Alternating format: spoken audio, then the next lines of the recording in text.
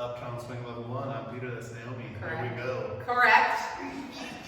Alright, we did a Lindy circle. So, hey, 5, 6, from here, leaders, we wanted you to take yourself backwards there a little bit. It's like taking your right side and triple step backwards. It's kind of sideways. That was the theme of the night.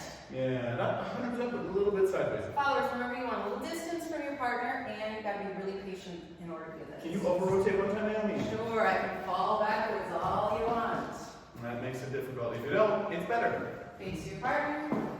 5, 6, 7. Then we worked on a swing out. Looks like this. 1, Okay, 2, down a 3, line. 4, 5, 6, 7. And then we'll right into a circle afterwards. If you can remember that same idea, my right side's a little bit behind me, even though I'm facing my partner. Up here, and then I just take a rock step and pretend it's gonna work. And we come around and get more practice next week. That's it.